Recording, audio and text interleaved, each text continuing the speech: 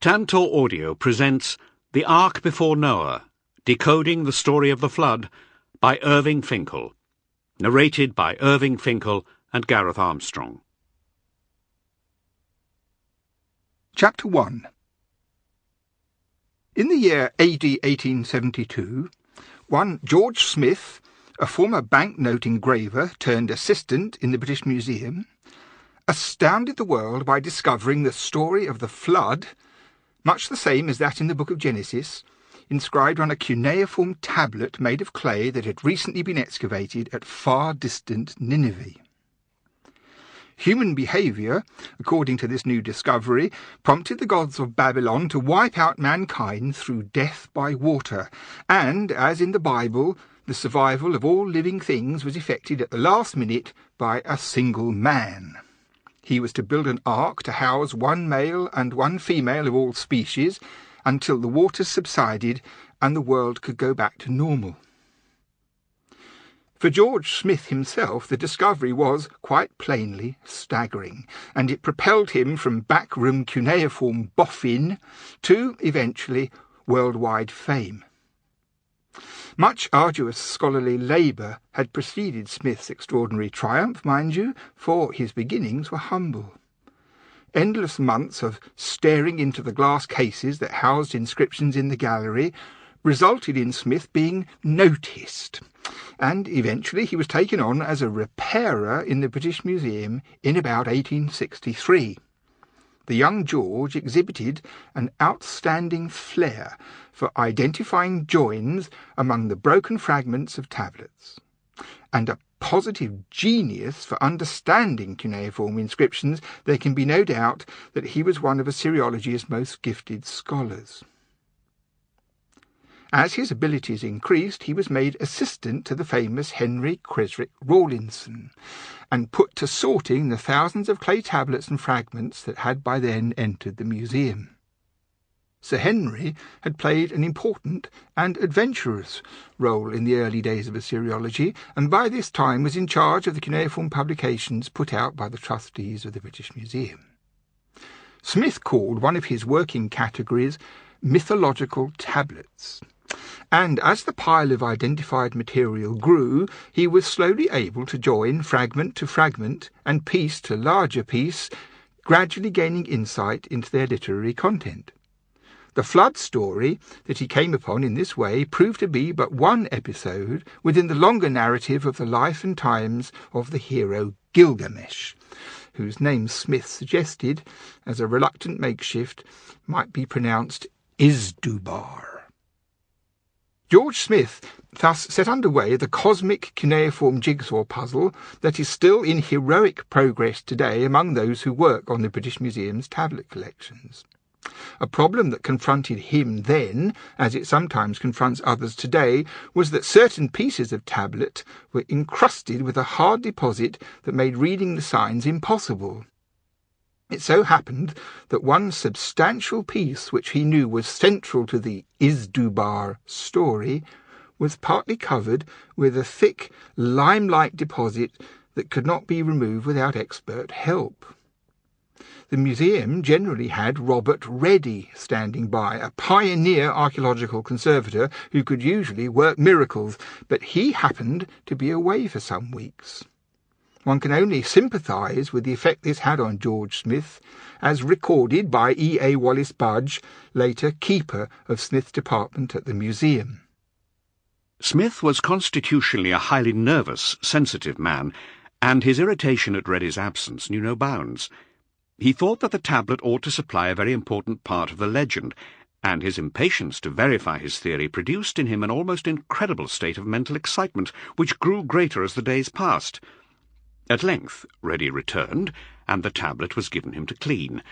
When he saw the large size of the patch of deposit, he said that he would do his best with it, was not, apparently, very sanguine as to results.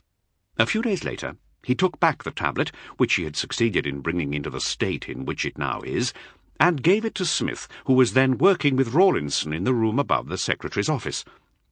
Smith took the tablet and began to read over the lines which Ready had brought to light, and when he saw that they contained a portion of the legend he had hoped to find there, he said, "I am the first man to read that after more than 2,000 years of oblivion." Setting the tablet on the table, he jumped up and rushed about the room in a great state of excitement, and to the astonishment of those present, began to undress himself.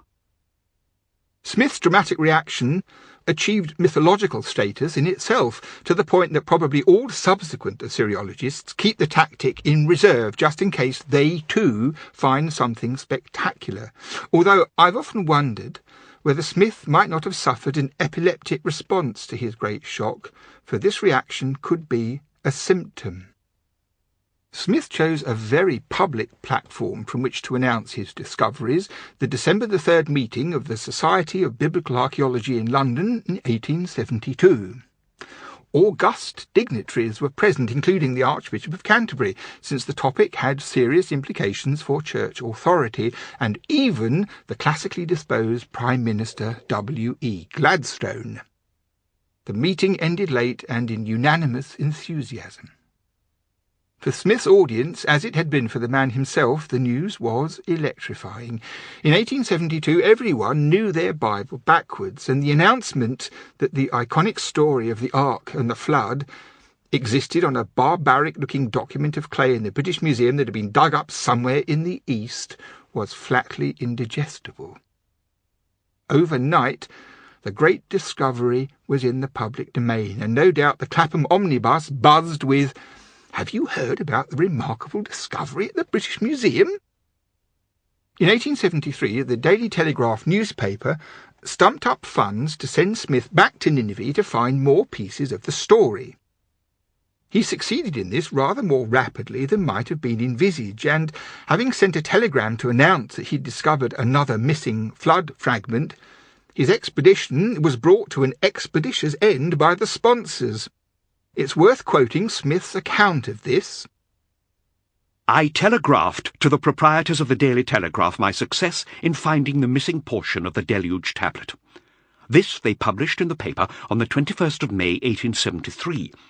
But from some error unknown to me, the telegram as published differs materially from the one I sent. In particular, in the published copy occurs the words, 'as the season is closing,' which led to the inference that I considered the proper season for excavating was coming to an end.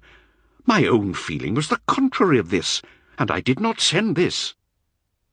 Many an archaeologist will have profited from this learning experience, the rule being that if you find something spectacular right at the outset of a season in the field, tell no one, least of all your sponsor, until the last week of the funding. Smith was never to learn the fact that this new piece turned out to belong not to the Gilgamesh series at all, but to a similar, earlier mythological composition concerning the flood called after its hero Atrahasis, whom Smith called Atar P. He accurately described it as relating the command to build and fill the ark, and nearly filling up the most considerable blank in the story.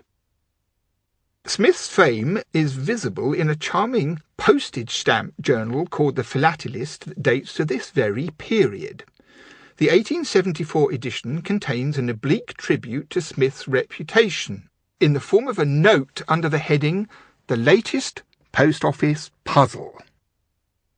The number of foreigners resident in London brings a large quantity of letters from abroad, and the forms which Leicester Square or Soho assume in the addresses of these missives might even cause Mr. George Smith of the British Museum, the interpreter of Assyrian tablets, to tear his locks in despair.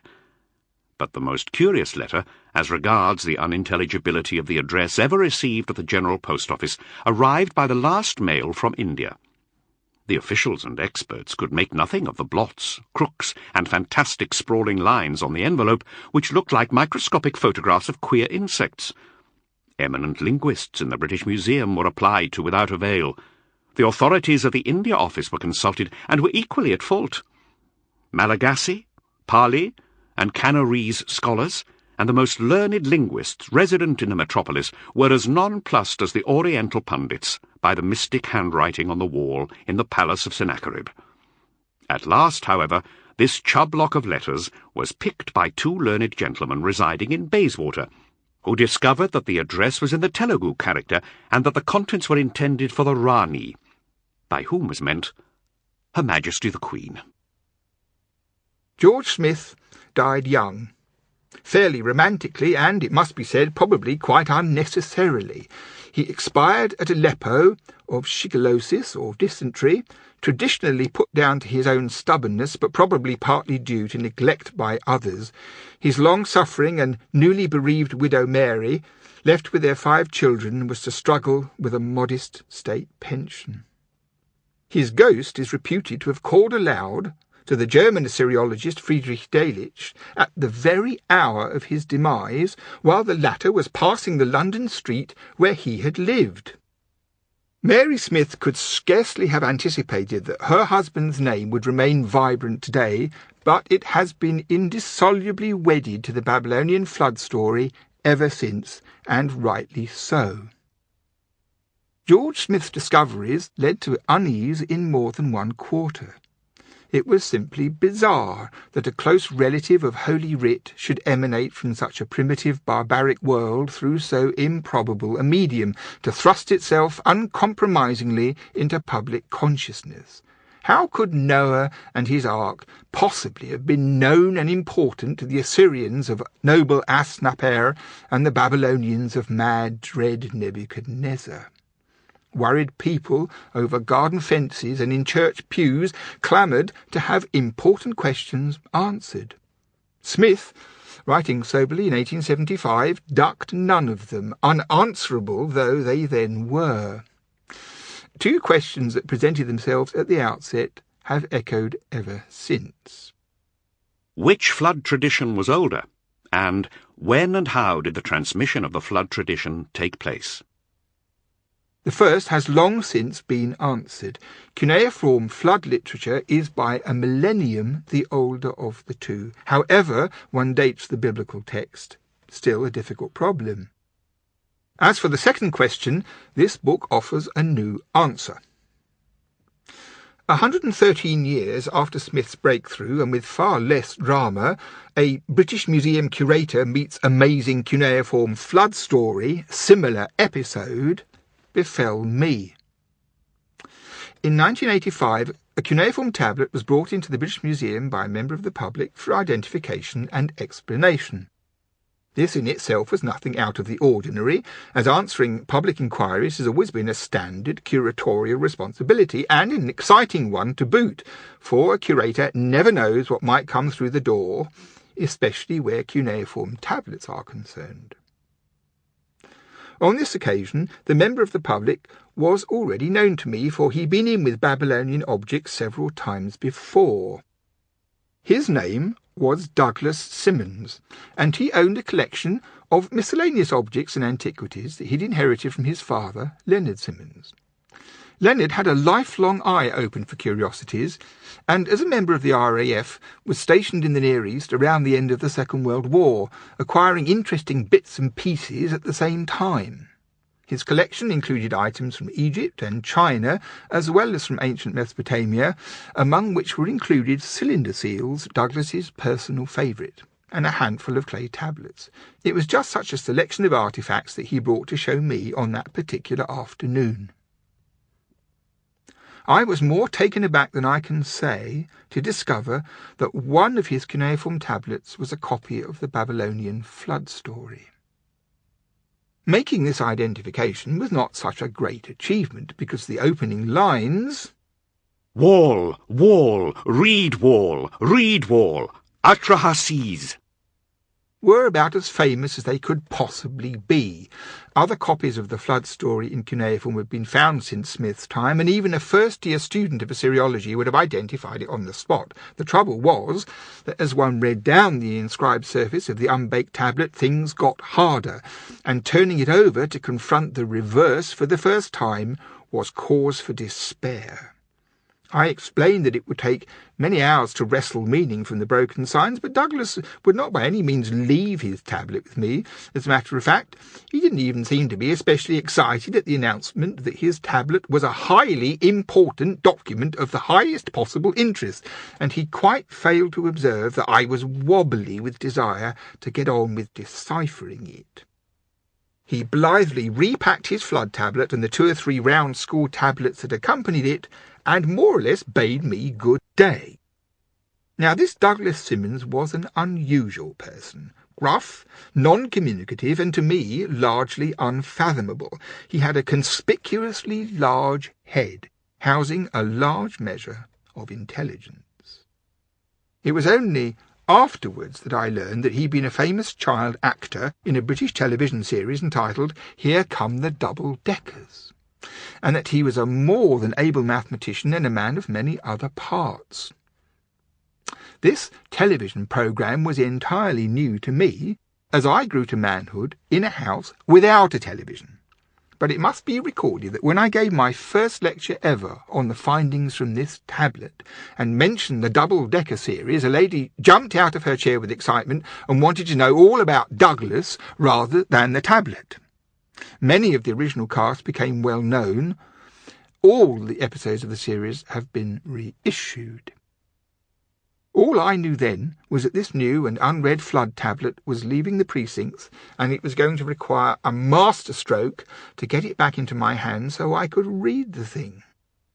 Douglas appeared periodically in the department thereafter with other small bags of objects. I never saw him myself, because he only wanted to consult my then colleague Dominique Collin, who knows everything there is to know about cylinder seals, and who even managed to acquire a few interesting specimens from Douglas for the museum in 1996. Nothing happened about my tablet until much later, when I spotted Douglas staring at Nebuchadnezzar's East India House inscription in our Babylon Myth and Reality exhibition in the British Museum early in 2009.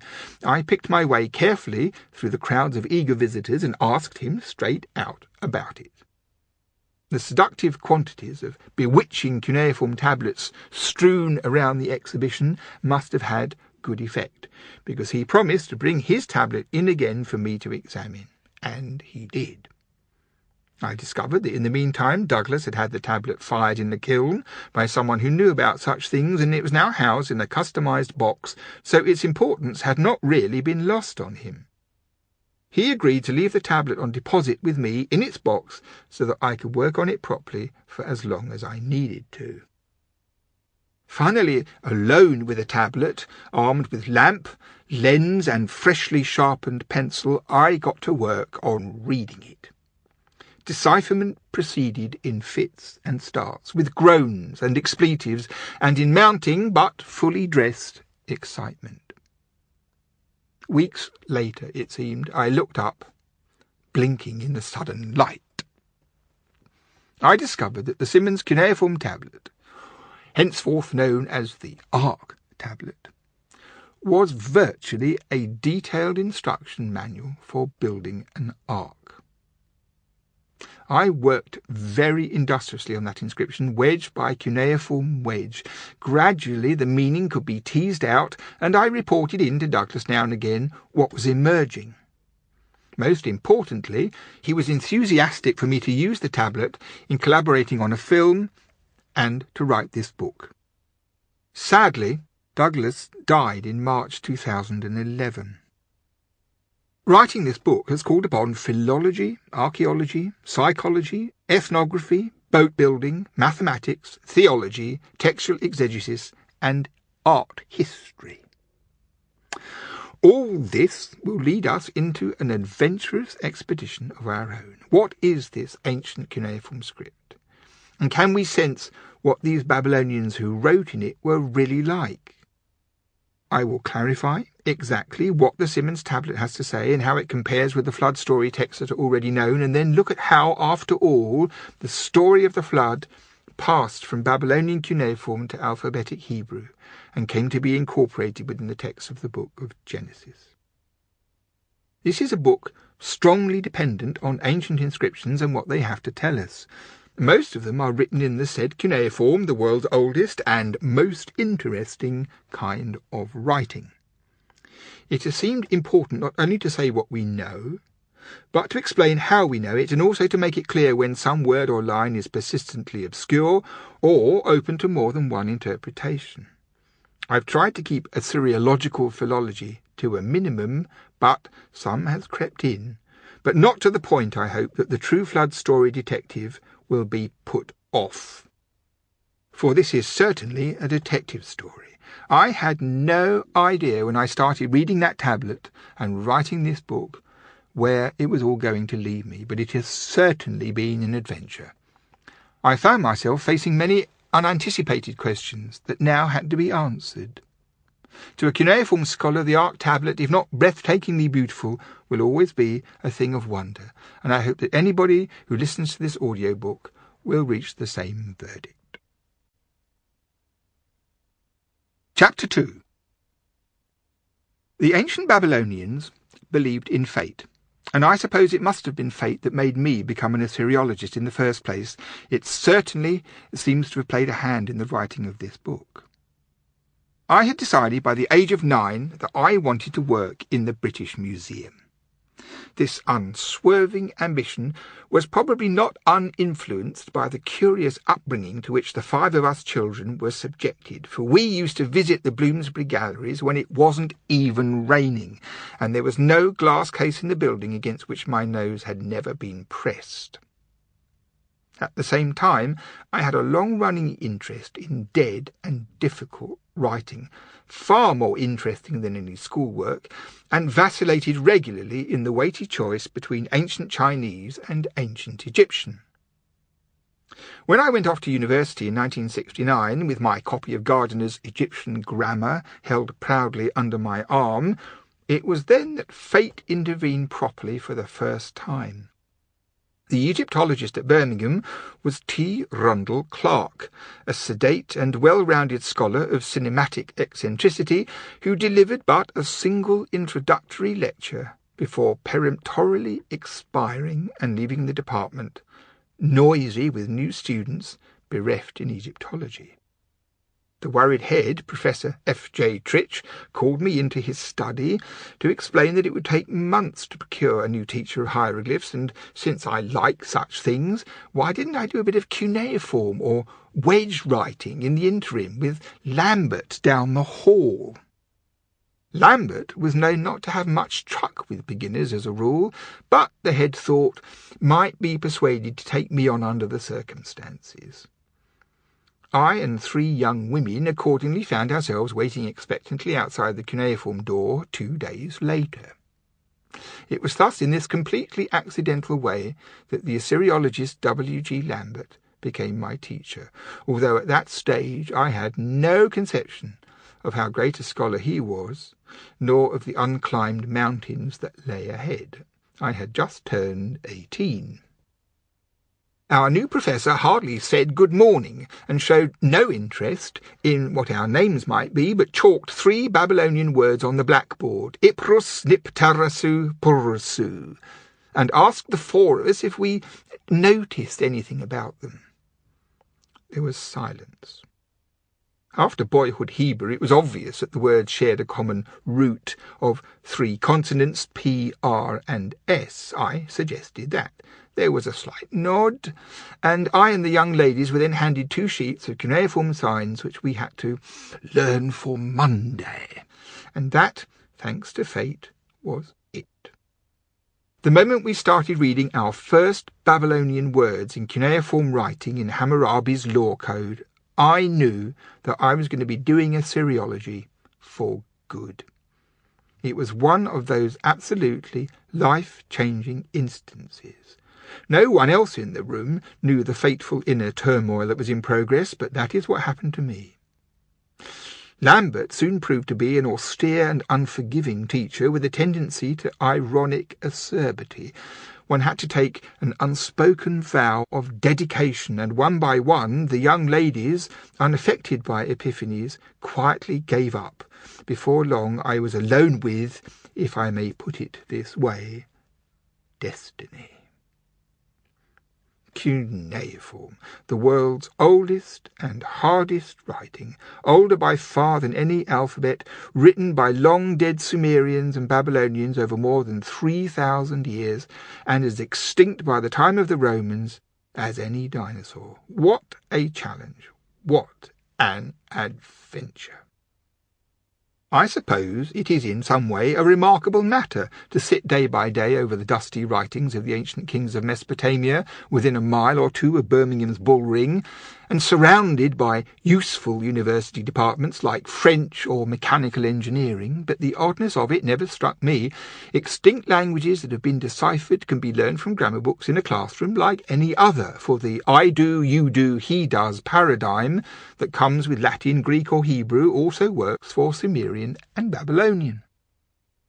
Apprenticeship in cuneiform, as I soon discovered, actually involves two mountainous challenges: the signs and the languages.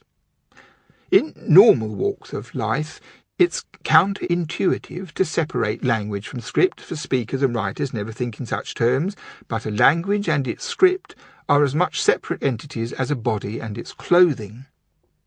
Historically, Hebrew language, for example, has often been written in Arabic script, Aramaic sometimes rendered in Chinese characters, and if necessary, Sanskrit could be carved in runes. Learning a new dead language in a new dead script is what some people might call a double whammy. With cuneiform, it is several degrees worse. Cuneiform script was used primarily for two dead languages, Sumerian and Akkadian, and until you read a few words of a tablet, you cannot tell which language it is written in. Sumerian, the older language, has no known relative, and Akkadian, of which Assyrian and Babylonian are northern and southern dialects, belongs to the Semitic language family and is helpfully related to Hebrew, Aramaic and Arabic, much as Latin is related to Italian, French and Spanish. Sumerian and Akkadian existed side by side in ancient Mesopotamian society, and a properly educated scribe had to master both, a principle that still held vigorous sway in Lambert's classroom. The thing is, too, that these were real languages. The Akkadian verb was fluent and complex, capable of expressing humour, irony, satire and double entendre, just like English. Vocabulary also was rich in every direction. The miraculous, expensive and confusingly named Chicago Assyrian Dictionary, only recently now completed and weighing in at 5 feet of shelving, has tried to document all Akkadian words in American. In 1969, when I began my studies, most of the available grammars and dictionaries were in German. The Akkadisches Handwörterbuch, for example, grey and monotonous in double columns of small print, was more or less affordable and indispensable, but dependence on it for me meant that I often ended up knowing what an Akkadian word was in German without remembering what the German meant in English. Fellow students reading history or physics seemed to me, frankly, to be on a cushy ride, and it was a source of only mixed satisfaction when even my friend Andrew Sutherland, who got an outstandingly good first in German, found himself quite unable to tell me what on earth Adam Falkenstein was talking about in his exposition of Sumerian grammar in the helpful little book entitled Das Sumerische. Lambert favoured a Holmes-like exactitude in class, where uncertainty or ignorance was exposed with a merciless needle. Cribs were forbidden, the naked text had to be in plain view on the table, read out loud, translated exactly, and the grammatical forms analysed. There was absolutely nowhere to hide. This was a school of Assyriology altogether different from that prevailing, say, in Oxford, where apparently even a tutor might rely on notes under the table to navigate through Assyrian royal inscriptions. And another thing they did there during the first weeks, according to my friend Jeremy Black, was to transliterate the opening chapter of Pride and Prejudice into syllabic cuneiform signs. This, it was felt, served to introduce students emphatically to the realities of cuneiform writing. Lambert had no interest in such infantilia, nor did we ever try writing cuneiform with cross-cut lolly sticks and plasticine. One learned one's signs, all of them, And that was that.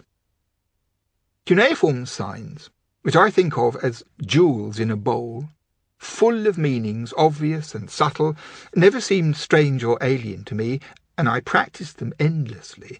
A red letter day came when John Ruffle of the Birmingham City Museum gave me a copy of René Labat's wonderful and at that time utterly unobtainable Manuel d'Epigraphie Acadienne, in which 3 millennia of sign forms were clearly laid out across double pages in black ink and all.